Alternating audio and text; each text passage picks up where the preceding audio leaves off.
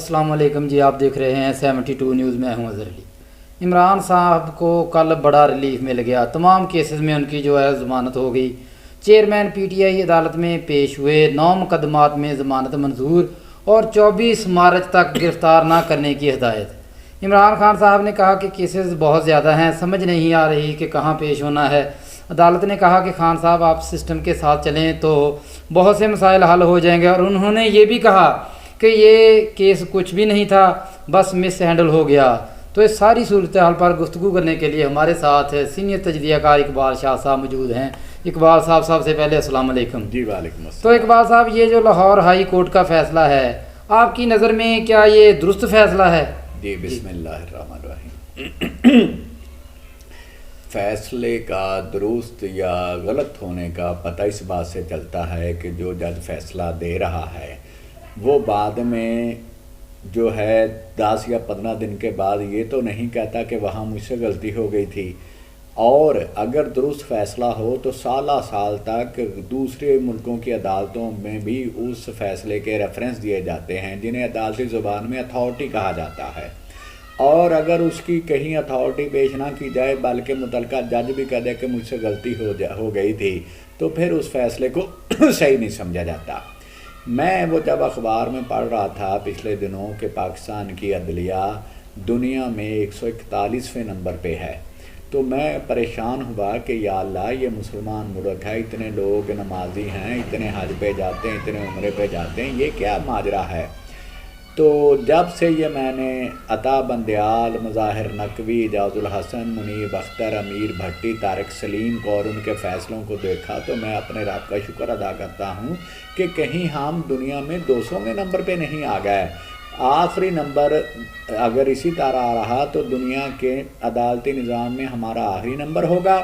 और कुछ लोग कहेंगे कि देखें हमने ये डबल सेंचुरी बना ली। यानी आपको लगता है कि ये जो जजेज हैं ये कानून और आइन के मुताबिक फ़ैसले नहीं करते?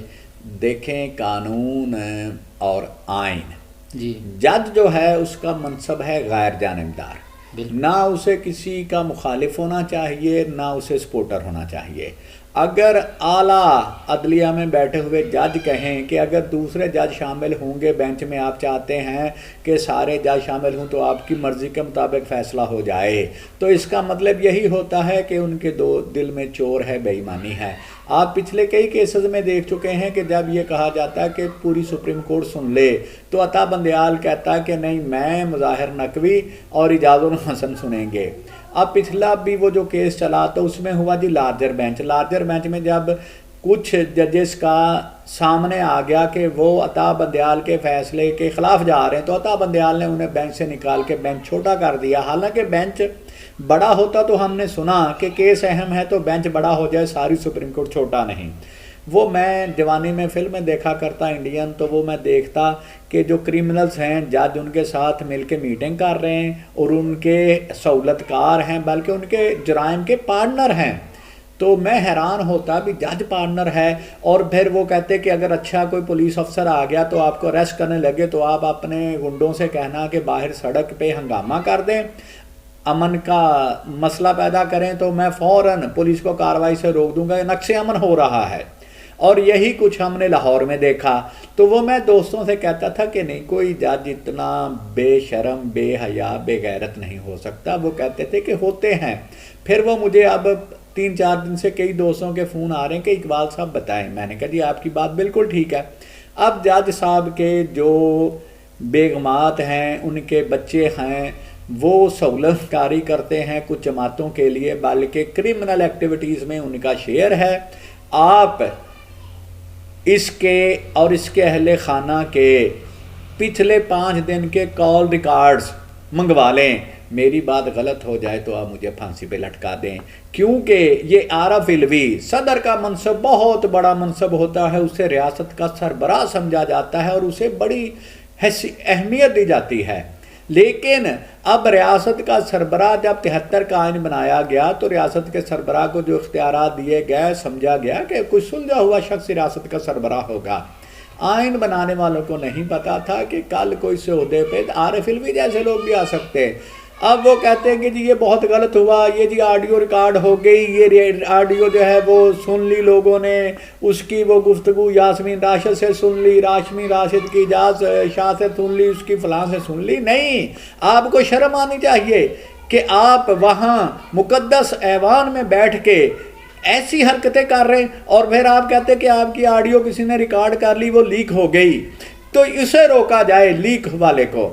وہ حقائق تو اقبال صاحب، آپ کو کیا لگتا ہے کہ یہ جو ہائی کورٹ کا فیصلہ آیا، لاہور ہائی کورٹ کا، آپ کو کیا لگتا ہے کہ وہ فیصلہ جو ہے وہ آئین کے مطابق نہیں تھا؟ وہ ضمانت نہیں عمران خان کو دے سکتے تھے؟ وہ حقائق سعدی گلستان بستان میں شیخ سعدی وہ واقعہ بیان کرتے ہیں کہ وہ کہیں شہر میں تھے، گزر رہے تھے، تو کتے ان پہ حملہ آور ہو گئے، تو شیخ سعدی نے یوں ہاتھ میں پتھر کوشش کی نیچے سے پتھر اٹھا کے میں انہیں ماروں اور اپنا تحفظ کروں، تو وہ پتھر جو تھے وہ زمین میں گڑے ہوئے تھے۔ تو شیخ سعدی نے کہا کہ یہ شہر بہت جلد تباہ ہو جائے گا، جہاں پہ کتوں کو کھلا چھوڑ دیا جائے اور پتھروں کو باندھ دیا جائے وہ شہر تباہ ہو جاتا، اور پھر وہ شہر تباہ ہو گیا۔ بات یہ ہے کہ عدالت میں آپ پیش نہیں ہو رہے۔ وہ توشہ خانہ کیس اصل میں ہے کیا، آپ اسے سمجھیں۔ توشہ خانہ سے آپ چیزیں لے سکتے ہیں، ایک اسپیشل رعایت ملی ہے کہ اگر کوئی غیر ملکی سربراہ تحفہ دیتا ہے تو اسے آپ 20% قیمت ادا کر کے اپنے استعمال میں لا سکتے ہیں۔ بالکل ایسے ہی ہے جیسے یوٹیلٹی سٹور سے غریب آدمی گھی اور چینی اور آٹا سستے دام پہ خرید سکتا ہے، اسے خریدنے کی اجازت ہے۔ آپ مجھے یہ بتائیں کہ یوٹیلٹی سٹور سے ایک آدمی سستے داموں گھی، آٹا، چینی خرید کے لا کے بازار میں فروخت کر دے کسی بیکری پہ، تو اس پہ پرچہ ہو جاتا ہے۔ کیوں ہوتا ہے؟ جب اس نے ایک چیز خرید لی تو اس کی مرضی۔ جب آپ کہتے ہیں میں نے تحفہ خرید لیا میری مرضی، تو جب اس نے وہ آٹا خرید لیا، جب اس نے وہ گھی خرید لیا، چینی خرید لی، تو اس کی مرضی، وہ استعمال میں لائے یا وہ اسے بازار میں سیل کرتے۔ جب وہ بازار میں سیل کرتا تو آپ کہتے ہیں یہ نہیں۔ ایک بات۔ دوسری بات یہ کہ تحفہ خریدنے کے لیے آپ کے پاس رقم کا موجود ہونا سب سے ضروری ہے۔ اب وہاں پہ مسئلہ ہوا ہے کہ جس تاریخ کو وہ چیز فروخت کی گئی اسی چیز دوپہر کو 12 بجے میرے خیال میں تو اقبال صاحب یہ جو کسی کو اجازت نہیں ہونی چاہیے کہ وہ کچھ پیسے دے کے وہ توشہ خانہ سے جو ہے تحفہ وہ خرید لے۔ تو اس طرح تو جو زرداری صاحب نے وہ ایک گاڑی خرید لی، اور پھر خاقان عباسی صاحب نے بھی وہ جو ہے نا ایک جیولری جو ہے وہ خرید لی۔